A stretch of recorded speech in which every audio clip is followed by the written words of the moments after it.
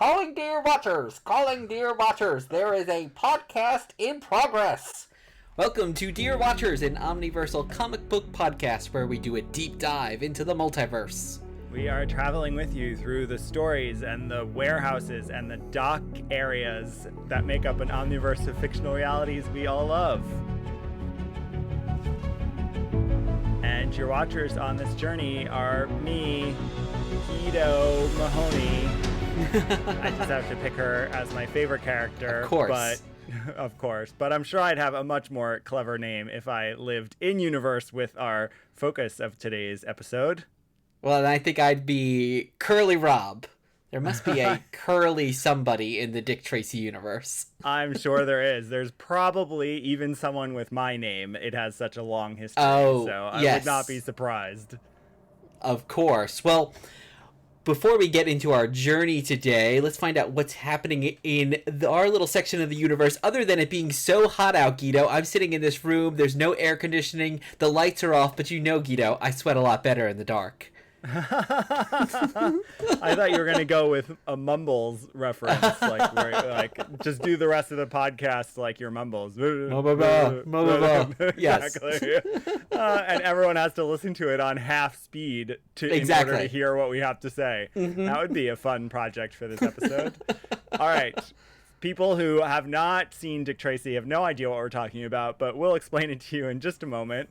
First, it is summer. And so con season's officially here. We won't be at San Diego, though it's happening in such a short amount of time from when this episode comes out. We're happy to post along with people who are there and follow our friends like Comic Book Couples Counseling Podcast, who are doing an amazing panel, which is very cool. And so we are really excited on social media to follow San Diego because, of course, our big con is New York Comic Con in October. And in the meantime, as I mentioned last week, please go check out our evergreen episodes. We have so many episodes in our catalog, and they're not timely because we're always exploring alternate universes. So you can go back and check them out. And while you're at it, we would love if you told 3 friends what we're doing and why you enjoy it, because we're excited to get new people on our travels with us this summer. And thank you for being listeners. And if you're joining us for the first time, we have 3 parts of our journey through the multiverse today. Origins of the story, exploring multiversity, and pondering possibilities. So thanks for hopping on the back of your car and coming along. And remember, you need to leave us a 5-star review wherever you're listening, because otherwise you're going to get the bath. Right? Isn't it the bath? Yeah. Yes, we're going to give you a bath, which is concrete bath. And that's it. And with that, dear watchers, welcome to episode 138. And let's check out what's happening in our Omniverse with our travels today's alternate universe. Today, we are decked out in head-to-toe yellow to answer the question, what if Dick Tracy, the movie, was instead an HBO miniseries, but in comic book form? And we'll explain what that actually means later. We will get into that what if question. Who knew that the comic book company, one of the biggest companies in the world, asked that question 30 years ago? So it's an interesting world. We've covered movie stuff before. We have some episodes on some of the Elvira series, Evil Dead, a few interview episodes that really touch on movies, but this is our first outright movie adaptation, which we've been looking forward to doing. There are some great ones out there that we will cover at some point, like Elvira, Mistress of the Dark. We haven't done the movie adaptation. Of course, like the Batman '89 movie. I love that one. I read that one so many times. My copy is disintegrated, basically. Yes. So we will continue to do some fun movie adaptation stuff. This is a quite unique one, though, because it's a world seen maybe just once in 3 issues, but if you count it as the same world that's on screen, then it's a movie and 3 issues. And of course, that world's been adapted into novelizations and video games, but never revisited. So it's a little hard to nail down canon here, but we're going to explore all that as we dig in, because this is one of the oldest comic book characters we have ever covered. And this is Earth, Walt Disney's Dick Tracy. That's what we're dubbing this Earth. I think it should be Warren Beatty's Dick Tracy. Forget Walt Disney. Well, we'll talk about the comic publisher because it's uniquely published by Walt Disney Comics, which is not a thing. So that's kind of cool. So it's Walt Disney and Warren Beatty's Dick Tracy. Exactly. More importantly, it's Madonna's Dick Tracy. Oh, sure. Well, before we get into the character of Dick Tracy, long backstory, as you alluded to, Guido, what is your background with Dick Tracy? Well, the movie being out in 1990 was the perfect sweet spot for this young child at the time, 9, to get into absolutely every aspect of the movie because I already had an existing love of Madonna. I already had an existing love of comics. And then they merchandised the hell out of this movie. Yes. So trading cards, I collected every single one, and every book and every t-shirt and just anything I could find that had these characters and this world on it. They did such a good job to licensing it so it looked like the movie, but also like a comic. So I loved it. I remember it was one of the first VHSs that I looked at buying because buying VHSs wasn't really common. They were expensive. Yeah. So I remember it was listed at like $90 or something. Whoa. And I was like, oh my God, I could never get it. I actually concocted a whole scheme. I don't even remember if I enacted this scheme. Let's assume I didn't so I don't get arrested. I was going to rent it from the video store and replace the video in the case with a blank, no pun intended, and return the blank movie. And hope they didn't notice because I was a clueless child, so that I could have the tape. I don't think I ever did that. I think ultimately I got it when it finally came out at a reasonable price for people to buy and watched it over and over and over and over and over and over again. So I possibly have seen this movie more than any other except Dirty Dancing. So big fan. Having said that, I never read the comic strips or any comics other than the 3 we primarily cover today. Until now.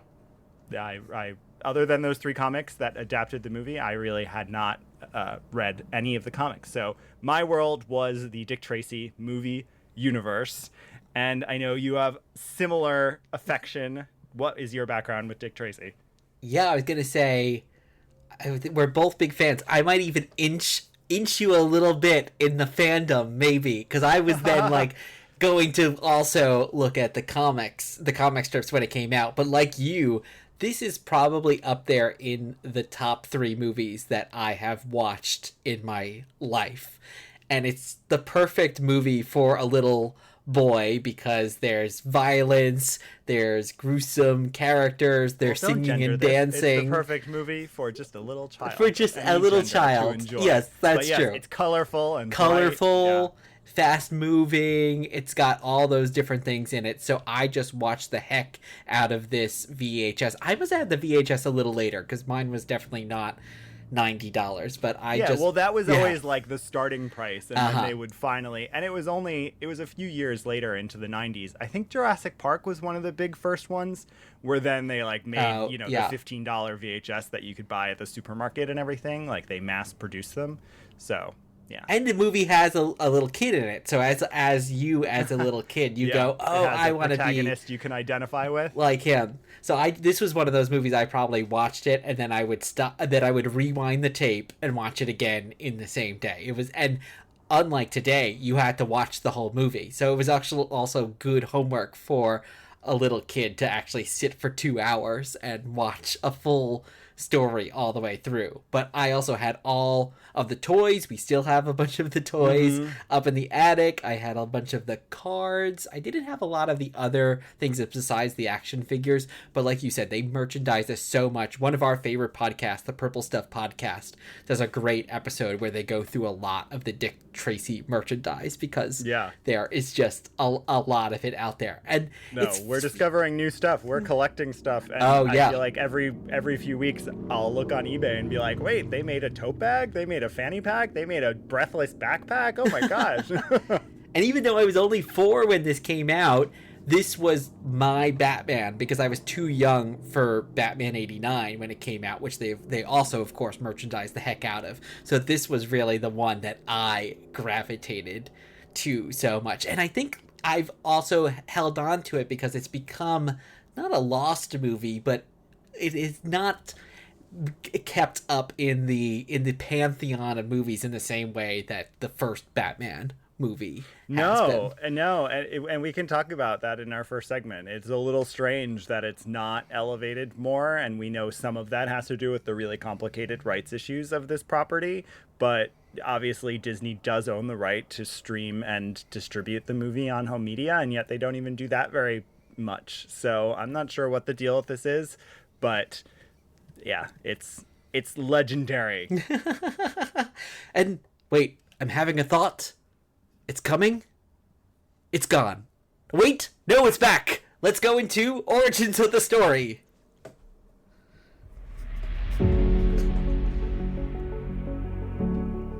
Right now on this very show, you're going to get the answer to all your questions. Our amazing story begins a few years ago. I don't know what that segue was. You might be pulling some deep cuts here. That's an Al Pacino line from the big climax of the movie. He has a lot of lines. He has a lot of lines. That one. Walnuts, they're good for the liver, but they're bad for the brain. You're getting sloppy, big boy. That's a Dick Tracy line, though. Yes, that's a Dick Tracy. This is one of those movies I've seen so many times that when there's moments where I just know the inflection of characters. When like the kid has stolen the guy's watch and the guy runs out, it's like, stop that boy, and it's like I can just hear him say it in my head. That's how many times I've seen this movie. Because it's almost like a Broadway musical, and so anyway. Yes, everyone is very big. We'll get into it. We'll get into it, but let's first talk a bit about Dick Tracy, who he is, and his origin in the comics. So, Dick Tracy is a tough but smart police detective in a metropolis known only as the City, where he fights bizarre gangsters while juggling a home life with his love Tess Trueheart and adopted son Dick Tracy Jr. But, but Guido, where did he come from? Yeah, so maybe inspired by Eliot Ness, Dick Tracy is a comic strip created by Chester Gould that debuted October 4th, 1931. So we are approaching the centennial of Dick Tracy. Oh, wow, yeah. It's debuted in the Detroit Mirror, but very soon it was in over 500 newspapers, being read by 50 million readers. Wow. And Gould wrote and drew the script for 46 years, retiring in 1977. So we know comic strip artists and creators have long runs, but my gosh, his must be up there. And this was not a simple, straightforward strip necessarily either. So it was known for being pretty violent and dark. Mm-hmm. It's fun to dig in, and we watched some videos online of people going through some of the most surprising and shocking moments. And in the 30s, it was actually attacked for being too violent. It's so interesting to hear that when you think about how superhero comics were like such a target of the 50s, and of course the seduction of the innocent. Like, I don't think Frederick Wortham was talking about Dick Tracy, but he probably should have been. I could be mistaken. Maybe he did allude to it, but it really, like, more people could read Dick Tracy than could read Batman and Robin. So maybe it's he was assuming that kids weren't reading newspapers, like they were also or picking Dick up Tracy comics. was maybe meant more for adults. So yeah, it also was known, of course, for some sort of sci-fi elements, like the classic two-way wristwatch radio, something that I used to dream of having as a child, and basically now have exists and never now. use. It exists, and I never use it for that purpose, but I used to dream about it. So the strip's first major villain was Big Boy Caprice, a take on Al Capone, but soon Gould would introduce wilder villains with really strange appearances or quirks and personalities and weird backstories like Flat Top and Prune Face and Shoulders and others. And starting in the 1940s, he actually added a whole side of the comic strip to be the Crime Stoppers textbook, where people would get clues and puzzles or actual tips to keep themselves safe. Mm-hmm. He was really kind of just obsessed with crime, it sounded like, or actually I should say what we learned, if this is true, biographically, he was obsessed with policing. So he really just wanted to like get policing in front of people, and sometimes maybe without the best agenda or the most compassionate agenda in the world, but that's what his focus was. And he would bring in police detectives as official consultants. And even as recently, I don't know if it's still going, but even as recently as just a few years ago, the strip was still using police consultants as well, and doing those that were actually contributing those real tips to the Crime Stopper section of the script. Well, and what's fascinating about the early strip, which we didn't read for this episode because we want to focus on the movie canon, but is that he's doing that at the same time as creating these characters that are unbelievable and can't be real. Like even the Frost character I was just looking up earlier today because he shows up in one of the comics we read. Like, he's all white. He almost looks like snow. Now, he's not meant to be snow. Like, he doesn't have the fantasy elements of these things, but he's not meant to look like a human being can actually look. In the same way, Flat Top, like even with anyone who has some sort of genetic alteration and looks different, like, I'm not aware of anyone who actually has a wide flat head. Like, I don't think that's an actual thing. So he's doing all this really accurate police stuff, but with a lot of fantasy in it. And in fact, like Archie Comics, it started to evolve a bit. In the 60s, there were aliens, there were some Bond-inspired elements. And in the 70s, Tracy had a mustache and a hippie sidekick and shaggier hair. So it tried to reflect the times and change, but it was always at its core about policing, of course. And when Gould retired, he was succeeded by The Road to Perdition creator and novelist Max Allan Collins, with artist Rick Fletcher.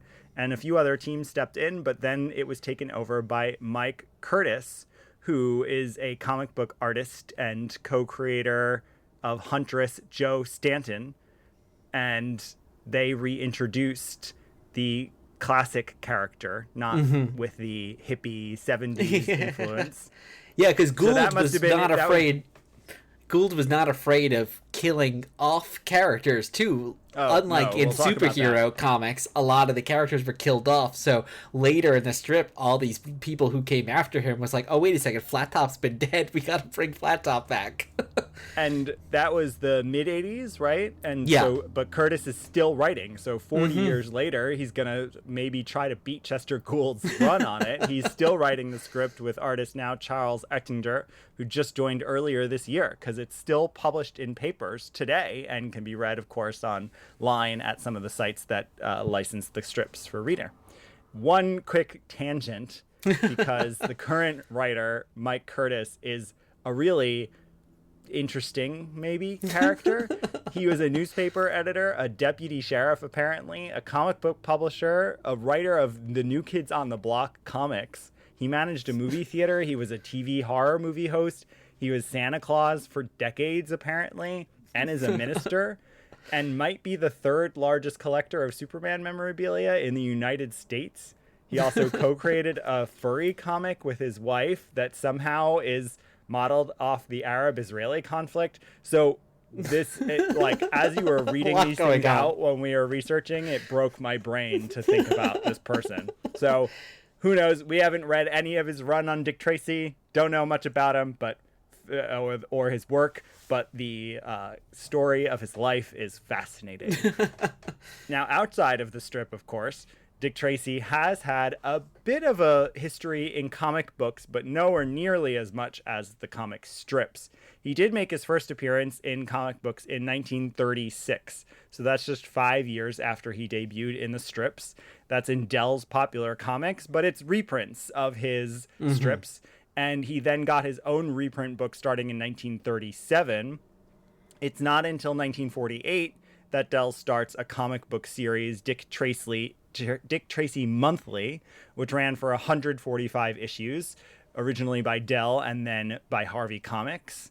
It wasn't until 1986 that he was revived in comic books by Blackthorn. It began as a monthly series and became weekly, lasted just under 100 issues, and was original stories. There were then some other reprint series that ran through the 80s and 90s that were sometimes called like the original Dick Tracy. And then in 2018, IDW with Mike Lee and Laura Allred did a miniseries, Dead or Alive, and I think they did a follow-up miniseries to that too. And most recently, which we'll get into, in 2024, he's debuted in a new ongoing series for Mad Cave. But we'll talk a lot about that. Before we get into the movie canon, let's hear about the rest of his life outside of comics. Yeah, so Dick Tracy had a long run on radio starting in 1934 with a weekly series that ran into the 40s. He made his film debut in 1937 with a 15-part serial starring Ralph Byrd, so very much following in the Superman, Batman tradition there as well. Yeah, or Green Hornet or The Shadow, like a lot of those properties that went through radio, comics, serials before becoming... And on comic strips, too, because Blondie had a really long-running serial also, so all kind of on that world. 4 years after the final serial, RKO started releasing Dick Tracy features starring Morgan Conway and later a returning Ralph Byrd. There, Tracy battled such villains as Splitface. That was the one I watched because I got it on VHS after I needed to get all Dick Tracy things growing up. Cue Ball, Filthy Flora, The Claw, and Gruesome, who is actually played by Boris Karloff. So they sound wacky. Are they as surreal as they are in the strips, or do they try to ground it a little more in reality at this point? It's grounded more in reality. So Splitface just has a scar going across his face. Cue Ball is, guess what, bald. So that's pretty much it. Yeah. Filthy Flora sounds like a fun take on Poison Ivy. I want to watch that one. She's like a old woman, like a I don't know what you would say, like a prospector woman, I think, that kind of thing. Well, Byrd also played the character on a live-action TV series in 1950s.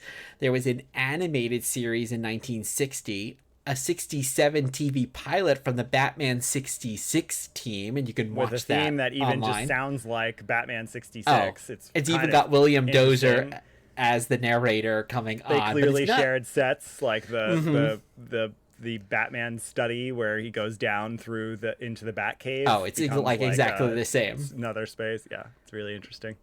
And he even had, you mentioned Archie before, he even had a mini episodes within Archie's TV Funnies from Filmation in 1971. I've never seen any of those.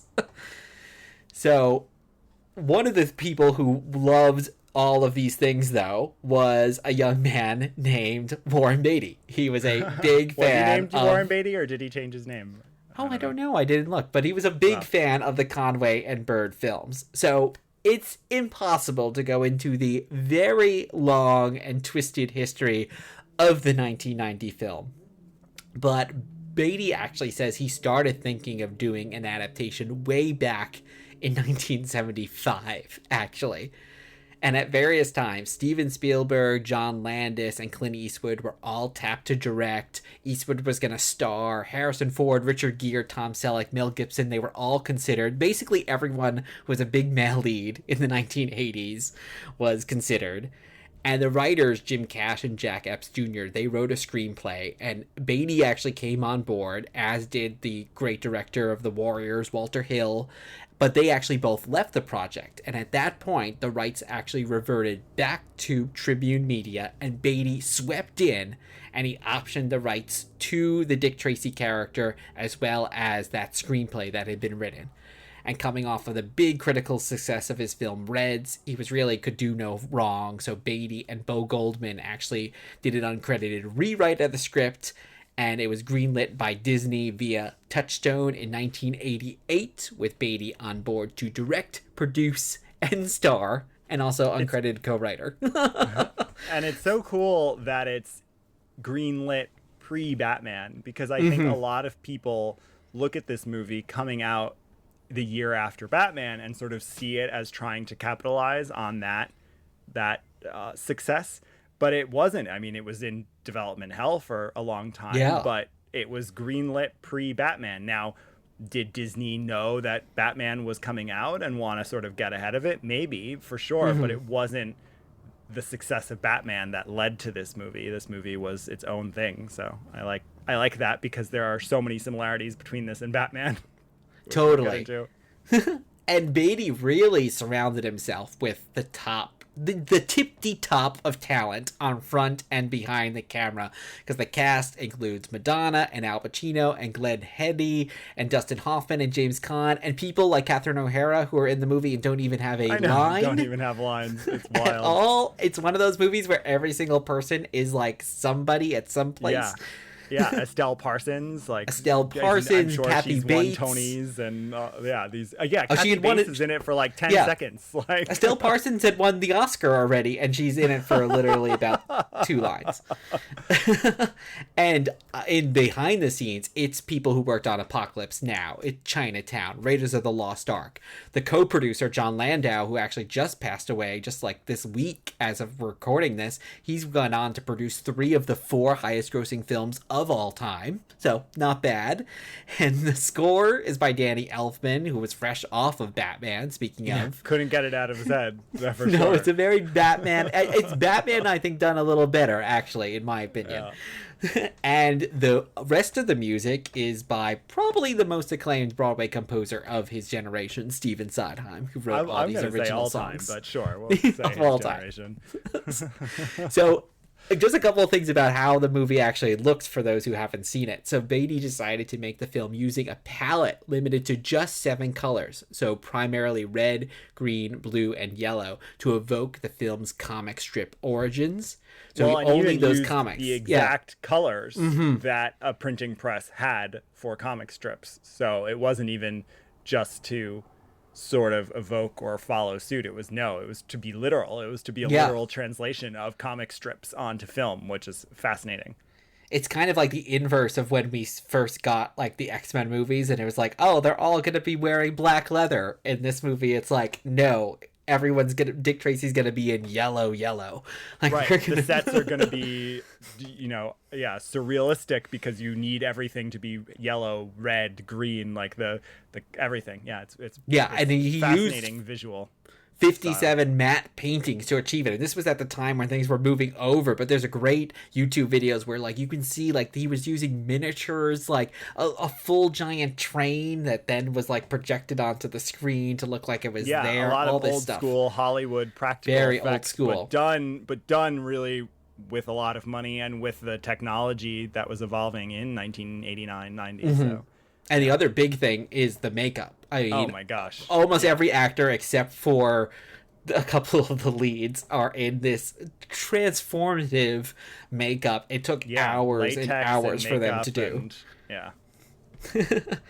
And as we kind of mentioned, the film had a marketing bonanza that would really need its own episode, but it even helped give us Madonna's Vogue, of all things, came out of Dick Tracy. Not in the movie, of course, but...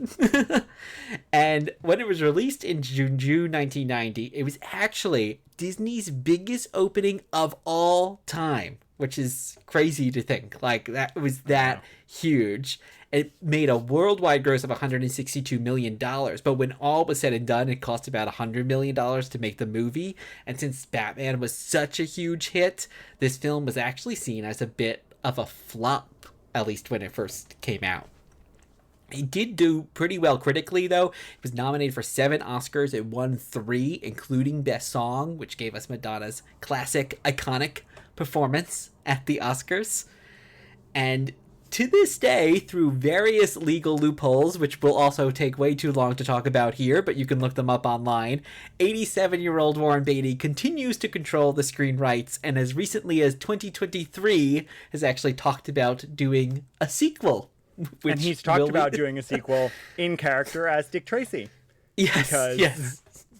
Probably to hold on to the rights, he did that very strange TCM interview as Dick Tracy. And that is totally viewable online and well worth everyone's time. It's cringeworthy and also bizarre. I mean, he's an interesting and unusual man. But yes. Maybe one day we'll get a actual Dick Tracy sequel. But until then, why don't we talk a little bit about Dick Tracy the movie from June 1990 from Touchstone Pictures, Silver Screen Partners, and Mulholland Productions. And as mentioned, written by Jim Cash, Jack Epps Jr., and produced and directed by Warren Beatty. So why did you love it then? Why do you like what you like about it now? Let's start with that question. Since we both are quite fond of this, let's start there. Well, like I kind of mentioned at the top, I think it's one of those movies that just has everything in it. It is kind of in that way, I think, a proto Marvel movie because I think it's there's got a lot of things that are proto MCU. yeah, movie, it's got the humor, it's got romance aspect, it's got like a little kid character, so it's got like some cutesy things. It has like these really grotesque villains. The violence is actually probably much higher than in any Marvel movie. People really die. Human beings are killed on screen. Yeah. Uh-huh. And also, I would say, like, while Marvel movies have a lot of romance, this movie actually has a lot of sex for a movie intended for mostly through the Madonna character as well. But it's just got all of this stuff, and it's just like cramped, and it's also just starts right away. This is not an origin story movie. It literally like begins with like Dick Tracy getting his hat, and there is a murder of these gangsters, and like he's setting it out to find out who did it. We just kind of jump in, and we'll talk more of that with today's comic too. But I just love that there's not a lot of setup there. It's just go, go, go. And I think even as an adult now, revisiting that, I kind of feel that momentum of the movie. What do you think? What gripped you as a kid and now? Madonna. But, but trying to dig a little deeper, especially rewatching it as an adult, which I probably only went through like 10 years of not watching it. I watched it a lot, I think, when certainly on VHS through the 90s. I watched it. I probably watched it when it finally came out on DVD, and then I didn't watch it for a while, but maybe starting 2-3 years ago, I rewatched it a handful of times as I would watch like Madonna's oeuvre and go through a Madonna mood. And I think I appreciate exactly what you're saying in terms of it having a little bit of everything and being a really literal comic book adaptation. I think it is such a cool achievement, and I think it's fun and interesting and really, really gorgeous to watch. Yeah. And where it's like Batman, frankly, in some ways, I think it's superior to Batman. I think where it's not superior to Batman is the story, and that's why like Batman is a better movie, and especially if you look at the first two Batman, I think are a much better sort of arc, and there's a world going on. This doesn't have that depth to it, but in terms of everything it brings, like you said, with the action and the different dynamics and the visual execution of it and the score and the script with the funny lines and all of this, I just think, wow, this is phenomenal. Now, having said that, like when I watch it, there's sometimes where I feel like the pacing is slightly off, and there's sometimes where like it starts to lull, and I'm like, why am I waiting for the next scene? And you know, like it's imperfect, but I think it's just fantastic, and I'm, like you said, astounded it hasn't been sort of reclaimed as a really either incredible piece of nostalgia for people your age, my age, slightly older, slightly younger, or as a proto MCU like comic book thing. Like I don't get why, because it has everything. The performances, you didn't even talk about the performances. Yeah. But the performances, I mean, you and I were watching it just recently for this episode, and I just watched it maybe a few months ago, but Glenn Headley is amazing. She is absolutely, I think, my favorite performance in that movie, and that is above Madonna, and I am obsessed with Madonna. But everyone in that movie is so good. They are playing, they are up to 11, but not in a way where you're like, wait, what movie are you in part because it's so hyper stylized. You have that flexibility where like Al Pacino could be delivering this completely over the top performance, and it fits in this world. Madonna can be delivering this like almost campy performance, and it fits in the world. Like that's why I think it's so good and so fun, and you and I both love it because it's like almost like camp without being camp. Yeah, and I think it's interesting when you talk about Batman. I think one thing that Batman does have over this movie in terms of like the performances and characters is, I think, Michael Keaton and Bruce as a character versus Dick Tracy, because Dick Tracy and Warren Beatty's great. I think like he definitely has he does the role a perfectly. take on it. But it is, I think, the point of Dick Tracy, and even when we've been reading the comics and the strips as well, he is a bit of a no personality. Like that's the point of the character a little bit. Right. He's the straightforward moral compass, and everyone around him is like the weirdo or the temptress or the bad guy or the morally gray questionable one or the desperate one, or like so he is the flat one in the middle. In that way, it's actually like the Marvel movies have actually inversed it a lot, because the Marvel movies have invested so much in their heroes, where the heroes are super dynamic personalities, but then you look at the villains and it's like the villain just doesn't have often a lot of personality in some of the Marvel movies, like Doctor Strange or something like that. Like the villains are a little lacking. Here, of course, the movie is all about the villains, even the people who are not on the screen that much because of just the way they look. For like 10 seconds. Yeah. They are amazing. I want to own their action figure. You're like, this person is so interesting looking, and I want to know who they are. And that's what was fun about. There's like that famous like screenwriting book, Save the Cat, where it's like to establish a hero, you have to have that hero save the cat. And in like the opening scene of this movie, the rodent, who only one of the gangsters has almost no lines, just like takes a cat and just like chucks it against the wall. So it's like the inverse. It's like, the way to prove a villain is like he just takes a cat and just like throws it away. Yeah. So I think it's a great world because it's mostly for its visual style, but characters, everything. I think this movie is a great world to play in, and that's why we decided to cover the comic that we're about to talk about. Well, let us dive into a little world that's known as Exploring Multiversity.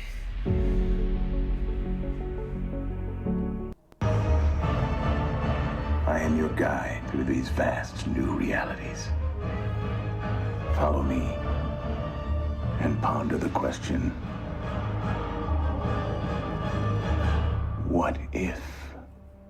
And today we are talking about Dick Tracy issues 1 through 3 from Disney Comics from 1990. They are entitled Big City Blues, Dick Tracy versus the Underworld, and Dick Tracy the Movie. It was later retitled as The True Hearts and Tommy Gun Trilogy. Originally published as newsstand floppies or prestige square bound, all extra length books. So issues 1 and 2, which were the original stories here, are written by John Francis Moore. Issue 3, which is the very direct script adaptation, is written by Len Wein. All the art, colors, and letters are from Kyle Baker. More on all of them in a moment. The editor is Bob Foster. So John Francis Moore, who writes the original prequels 1 and 2, is an acclaimed writer at this point. In 1990, though, he had only just gotten started, had taken over Howard Chaykin's American Flag, and that's about it. So does Dick Tracy here, and then went on after that to do a bunch of long runs at Marvel with Doom 2099, X-Men 2099, created that, X-Factor, X-Force, plus for DC, Superboy, a bunch of Elseworlds, and some various Bat titles. He wrote TV, including the Flash TV series, but he actually hasn't done much in the last 20 years, and I couldn't find out more about his life or if he just chose to retire. So those are the first 2 issues. The third issue, which is the script adaptation, is Len Wein. At this point, 1990, he is a complete legend. He'd already long ago co-created Swamp Thing and Wolverine, wrote X-Men, edited the Watchmen series, and just did tons more that made him already a legend and icon from the 1970s through to today. It's still working, or was still working until he passed away. I was going to say, wait a second. But what do you know? Over the recent decades, yeah. Yes. And so really interesting choices there, and I want to talk a little bit about that. But then the art on all 3 issues is Kyle Baker. So Kyle Baker is massively award-winning at this point. Very distinctive artist who started out assisting in the Marvel office, inking, and then starting to do his own art in the mid-'80s. At Marvel and Independence, He did the Howard the Duck movie adaptation a few years before this. He did the Shadow book at DC, which probably led directly into this because they look very similar. But this same year, 1990, he won an Eisner Award for his graphic novel, Why I Hate Saturn. So pretty cool that the same year he's doing this Dick Tracy work, he wins an Eisner, the one of the most, if not the most prestigious comic award there is. He then started doing more cartoons and caricatures for magazines and newspapers, started doing Hollywood animation, did a DC Elseworlds one-shot. He worked on Marvel's Truth miniseries, which is the Isaiah Bradley Captain America. Oh, yeah. He did I can see that. Yeah. The Escapists and the Cavalier and Clay comic book adaptations from the Michael Chabon book, and founded his own comic company. So really a legend.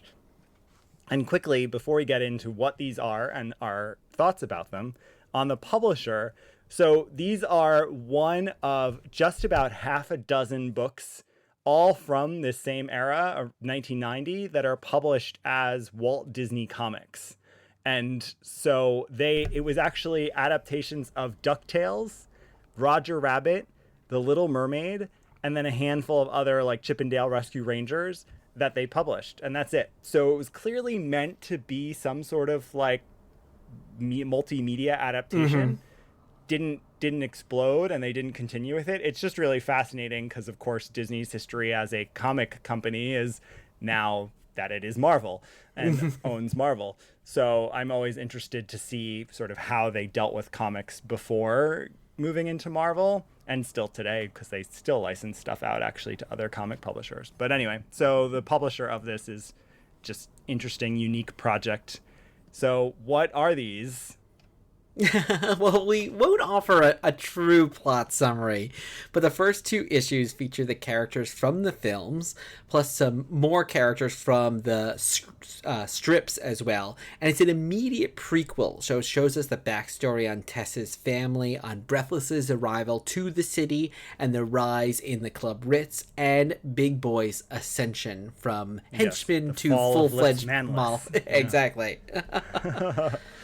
So let's start with the question. Can we start with the question, or should we end with the question? No, let's start with the question. So our question, I think it's good framing. We'll remind our audience of our question, because we had to come up with it, and it was a little harder today than it was a usually tricky is. one.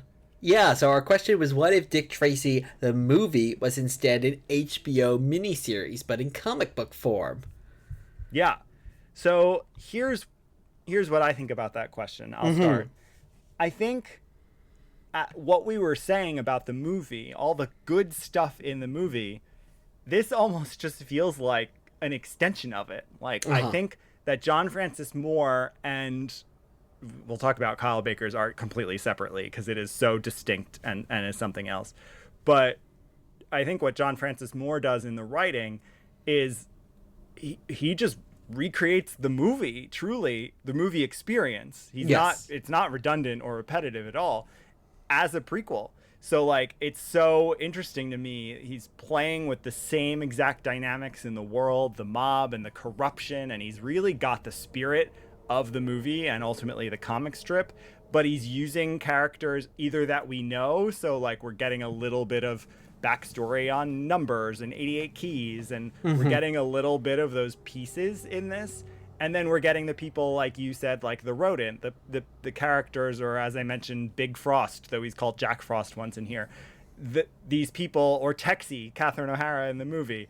You're getting a whole story of these people who either aren't in the movie or have almost nothing to do in the movie, but are part of that world, but it feels part of the movie, right? You could completely see this being filmed. I could easily, now, do I want a Dick Tracy prequel? No, but this easily could have been turned into a Dick Tracy prequel. Like, it just works. It's in the world. It's of the tone. It mixes the violence and the people dying with the sort of comic booky lightness. You've got the kid and his origin story when he's living with like the Fagin character in the encampment, and Steve the Tramp. Yes, that's right. I remember he had some weird name from the action figure. Steve. Anyway, it's just Steve. So I think it really does take the movie and just turn it into an HBO miniseries. Yeah, it's funny. It almost reminds me. I wonder if this is what they're going to be doing with the new Penguin HBO miniseries that's going to be coming out, where it's taking like that character in like the gang world and like expanding. Because is it a prequel or a sequel?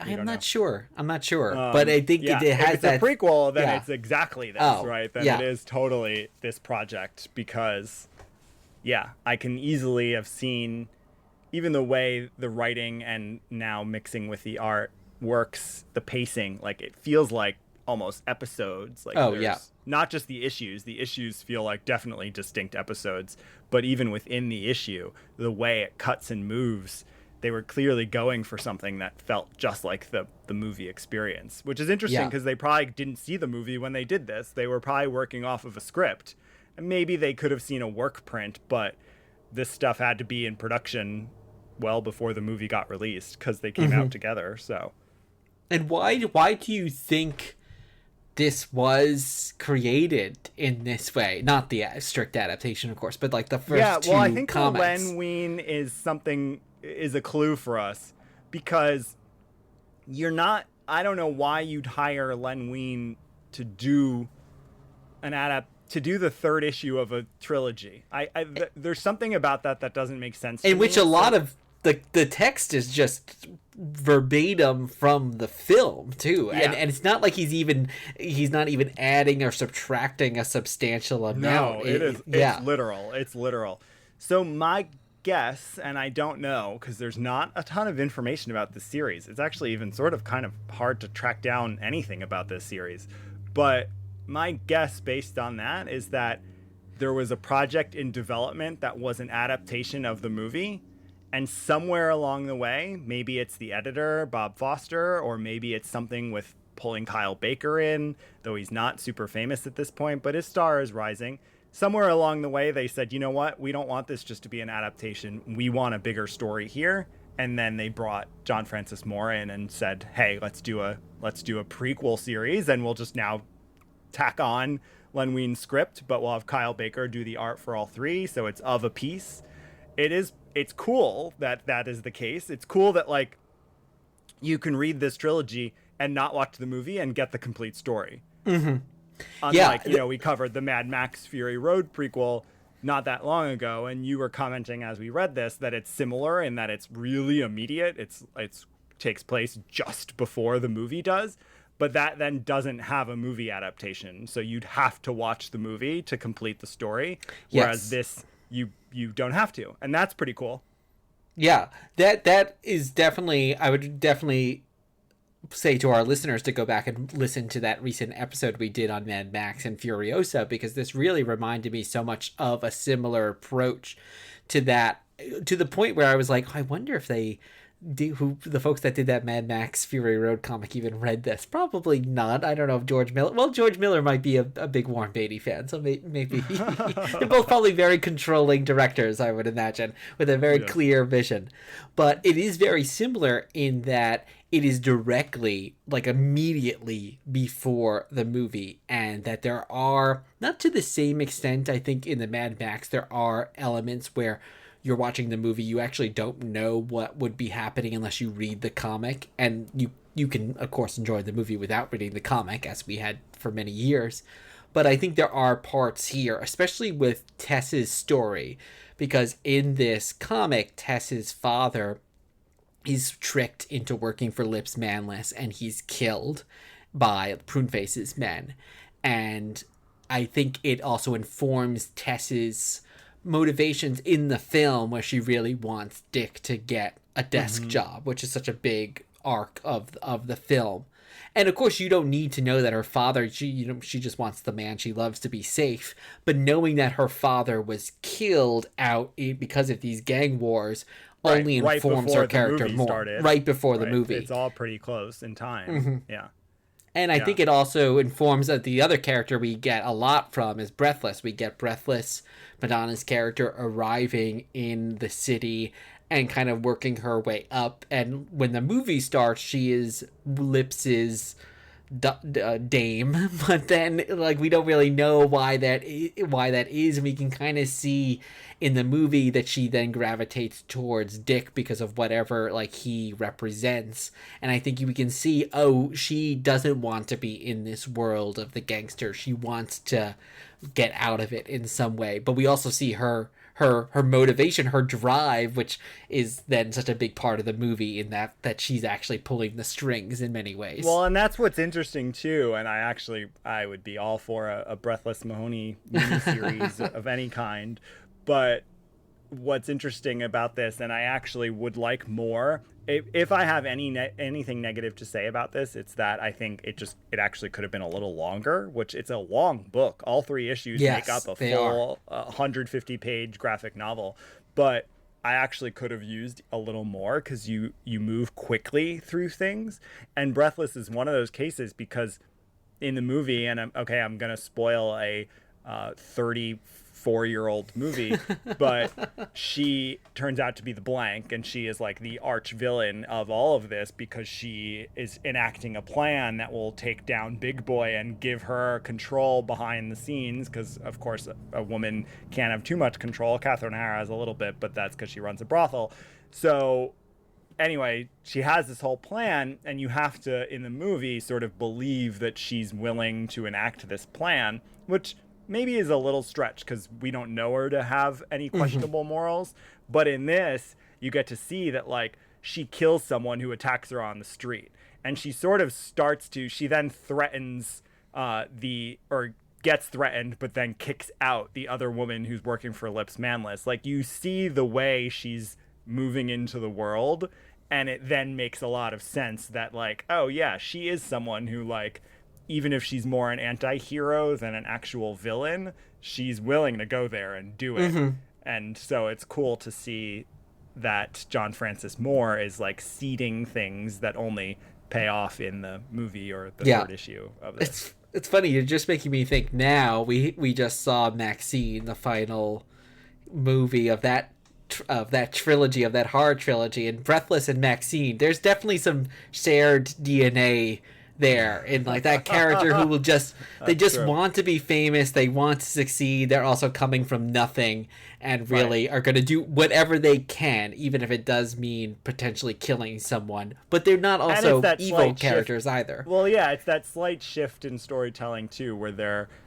I guess it's that they have a little bit of agency, because it's not that they're being corrupted by the world they're experiencing, but the world they're experiencing makes them like dark and willing to do things that we would normally see as immoral, because they're encountering this whole immoral world around them, which is, the metaphor for patriarchy, of course. So anyway, yeah, I think that works really well. All right, so let's move into the art, because we're running out of time and we have a whole 3rd segment to go into. But I want to talk about Kyle Baker's art here, which let's start with what you thought, because it's such a distinct style, and sometimes you love those things that are really distinct and look very different, and sometimes you don't. So I'm curious where you landed on Kyle Baker's art here. I really liked it a lot. I think one of the reasons why it works is because the nature of Dick Tracy and the grotesqueness of the characters and the heightened world that it's in. So while it's very different style than the original Chester Gould art and probably the other artists that came after him to replicate him to some extent, I think it fits in with the ethos of what Gould was trying to do and what Beatty's trying to do in the movie, which is to really embrace the comic book exaggeratedness of it all, especially with the villainous characters. Yeah.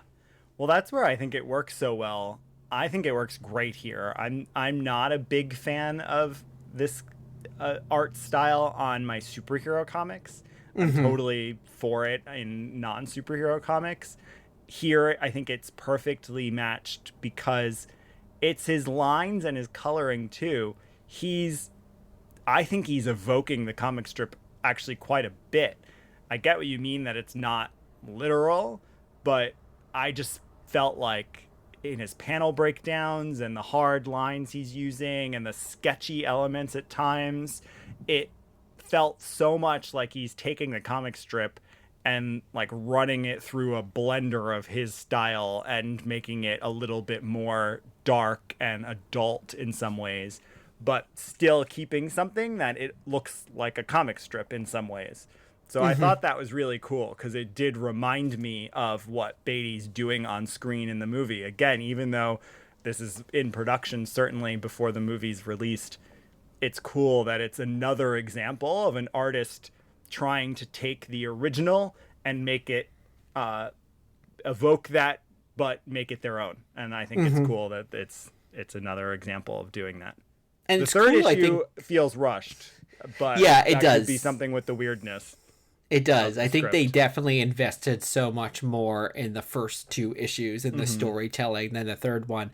And it's interesting. I just also give Disney a lot of credit, or whoever else was involved in the decisions, because if you think, but I mentioned that Batman, the movie adaptation, which I read so many times that it's barely existing as an actual comic book anymore, and everyone looks exact like the artist. I don't know who did the art there, but they made sure to make Jack look like Jack and Bruce look like Michael Keaton.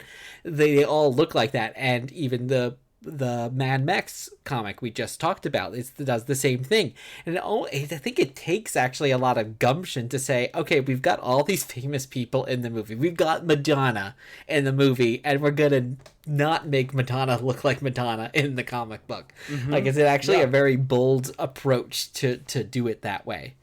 And Kyle Baker's art, to be honest, I don't know why, and maybe I'm wrong. Maybe there are exceptions, but it feels like it's not kid art. It's not art that would be for kids. It's why I don't think I own these, but I don't think I loved them when I was a kid.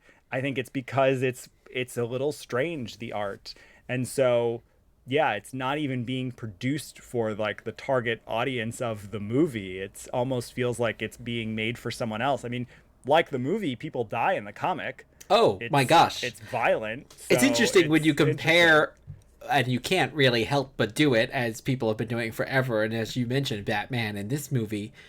And while Batman, I think, has the reputation for being a dark movie because it looks visually dark, and yes, there's some stuff with the Joker and stuff that is actually dark, for most cases, like, people get knocked out, and people aren't just being killed willy-nilly. But if you watch the Dick Tracy movie, people are just being like, comic. It's both. Or read this comic, people are just being gunned down all over the place. And it's not just the villains that are being shot, it's like innocent people that are just being killed all over the place in it. So it's interesting that you say that. It's like, even though this was obviously intended or watched by full audiences and then marketed after the fact to kids, there's something both about the art and then about the movie itself that is like, I don't know, was it really for kids? And certainly kids would be like probably scared by how like Influence and Pruneface and Littleface and all these other characters actually look on screen. Yeah. So it's an interesting project. Real quick before we move into a very abbreviated final segment in our extended Dick Tracy episode, do you want to go back to this Earth? Do you want more, and let's say John Francis Moore, Kyle Baker specifically, like, do you want more from the movie universe by these creators?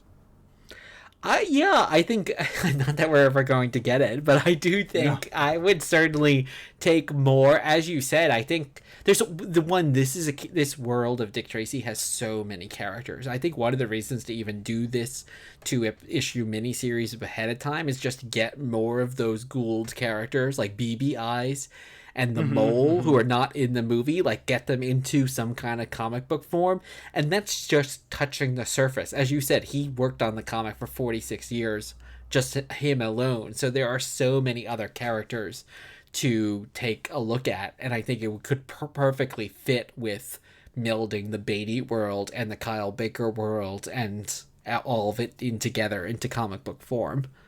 Yeah, I agree. I wouldn't mind like a sequel. I wouldn't mind a spin-off. I wouldn't mind, a whole Breathless series or a literal sequel, which would not have Breathless because she dies. Spoiler. But yeah, I think it's great, and I would love more. It's out of print. Now it was licensed-ish at the time. I mean, it's such a weird property that it is out of print. I was glad that they collected it at the time. The trade paperback is contemporary. It's 91 maybe, so shortly after the 3 issues came out, they did collect them. It's not been reprinted since then, but it's somewhat accessible because, first of all, the original issues are not that valuable. There are the newsstand editions and the prestige editions, square-bound bookstop editions, and then there's the collection. So it's out there, but it's not in print, and I doubt they'd ever go back to it. And now the license has moved on, which leads us into our final segment. Mm-hmm. I want Pondering Possibilities now!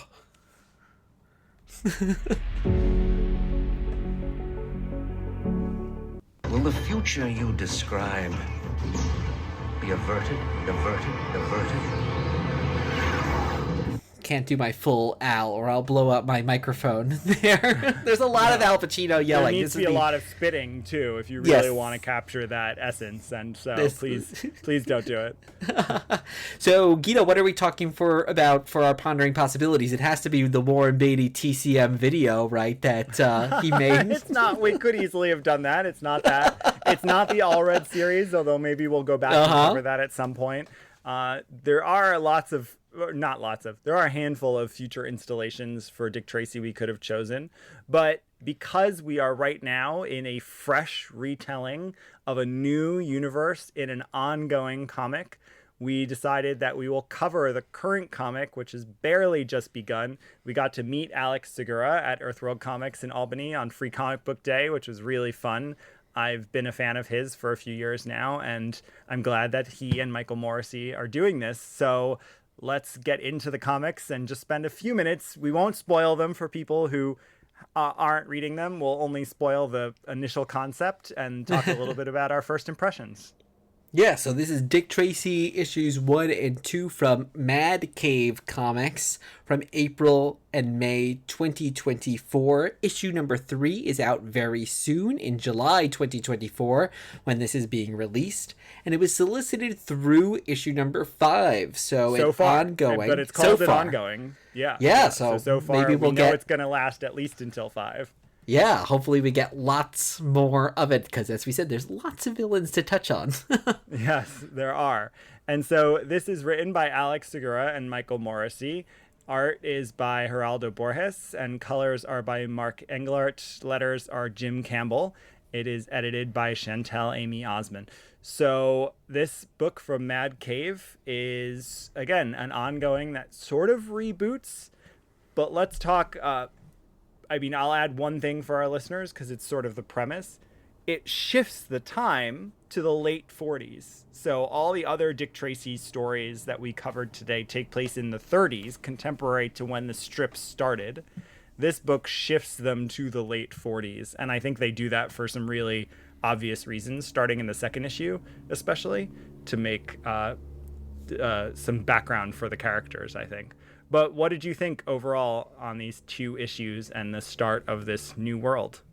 Overall, I think it really taps in very well to the world of Dick Tracy, into the Chester Gould world. I think the all red ones have a little bit more of like a sci-fi kind of element to them. And here, I think they really went back to, even though they updated the time a little bit, they really went back to the original kind of gritty, violent world that we see in the original comic strip, and then also in the Beatty movie and the tie-in comics. Though I think what this does, and I haven't read the Blackthorn issues, any of them from the 80s, so I can't say no comic has ever done this, but nothing that we've seen yet has translated the world of Dick Tracy into a at least modern comic book form, without evoking the strip or without pulling from the movie universe. So this does that really well. It feels like a comic. I think you could probably, I don't know for sure, but you could probably have no exposure to the Dick Tracy universe.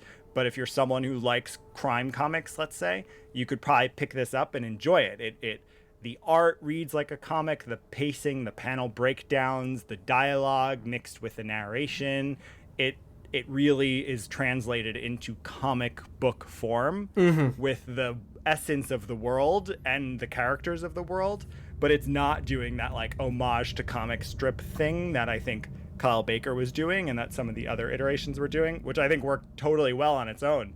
But this is sort of very fresh because it feels different, even though it's the same world. Everything about it feels a little different.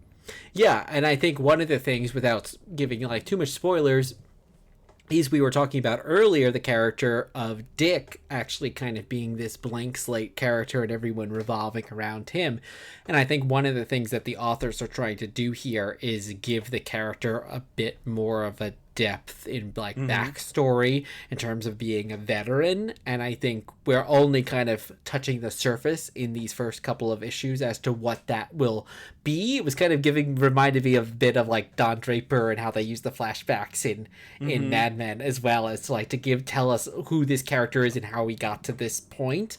And I think we'll only see more of that. And I think the other thing I think that's very interesting here, and obviously we haven't read some of the comic strips going back to the 30s, but Dick is established, but we actually are kind of introduced to Tess, and Dick and Tess are not a couple here. And I think like that's such a big contrast to the Beatty movie or those tie-in comics where they've already been a couple for a long time. And now we're kind of getting introduced to her as a character, and she's like much more of this Lois Lane type character. They gave her a lot more agency in that character, even though Glenn Headley is amazing in the movie. Here she's, she doesn't work at a flower shop. She is like that hard-bitten kind of journalist character that we kind of know. So I think that also will help Dick as a character because it will give him a little bit more to play off of also. Yeah. And I'll be curious. It's so interesting because I'm not a fan and steeped in the lore of the original strip. It's hard not to feel like Alex and Michael have to be being influenced by the 1990 movie. Oh, yeah. We even talked to Alex a little bit about the movie, and you were wearing your movie t-shirt when we talked to him. But so it's fun because while they're not doing any sort of adaptation of that world, there's stuff like Mumbles is in this, and it's hard not to imagine that Dustin Hoffman's portrayal of Mumbles is what's playing out while you're encountering this character. Oh, totally. And a lot that's actually I'd say a featured character, and we're just now about to meet Flat Top, which is not a spoiler. He's on the cover. So it just feels like there's such a deep bench of characters, but they're pulling the ones out from that are also featured in the movie. Certainly, if we see Breathless or The Blank come up, I'm going to be, I'm going to love it. But it's obvious that these are people who grew up as we did with this movie in mind, and that is in the background without this being a literal translation of that. Yeah, while Flat Top, I think, was one of Tracy's biggest villains, Mumbles, I have to think, like, yes, he was in the comic strip, but were people really going to be going back to that character if it wasn't for the movie, in which Dustin Hoffman is so fun and plays such a big role? I and even really like recording him and trying to decode it, which happens in the comics, but it happens differently than it does in the movies, is a cool part of it too. So yeah, I'm really enjoying it and looking forward to more, and think it's a really successful translation of this world. Yeah, if I only had one criticism, and not really criticism, I think it's just a stylistic choice. The art here is done more in the realism style than the super grotesque style. So when we I liked it a lot. Oh, see, I wish it had gone a little further. I think it fits with translating this into a modern comic. I agree. I agree that it definitely. It fits into a more realistic world, which they're doing here in general. But I think, like, when we see Prune Face, for example, like, he looks like a wrinkly older man. Yeah, it's like he has a lot of scars on his face. Yeah. Rather than in like the movie and even in the original Gould, where it's like he's like deformed in some way. Yeah, exactly. So I think that was definitely it makes sense for the adaptation here. Just like my personal love of how crazy those characters look in the other things. It was like, I wish they looked a little bit more heightened, but also we're only in issue 2, so maybe like we'll get there as we introduce to more characters that are like the mole, who it's like, I don't know how you're going to be able to depict that character without like going full throttle into like that world. Well, there is a groundedness without it being, I think, a misguided groundedness, like we could say some of the early X-Men movie decisions were to this, because there was a moment when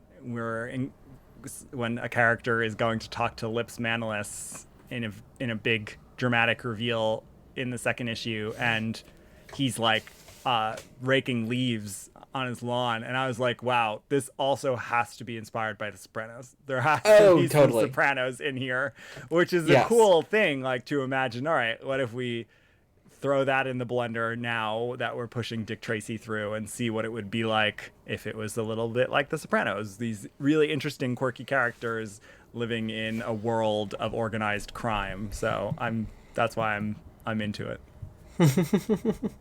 Yeah. So we will keep reading, and perhaps we'll revisit some segment of the Dick Tracy universe one day. But for now, dear watchers, that is a wrap. Thank you for listening. I have been Guido Mahoney. And I've been Curly Rob. The reading list / watching list today is in the show notes. You can find us on social media. Please find us on Threads or Instagram or Facebook at Dear Watchers. And leave us a 5-star review wherever you listen to podcasts. We'll be back soon with another trip through the multiverse. In the meantime, in the words of Vuatu, keep pondering the possibilities. And I always get my man.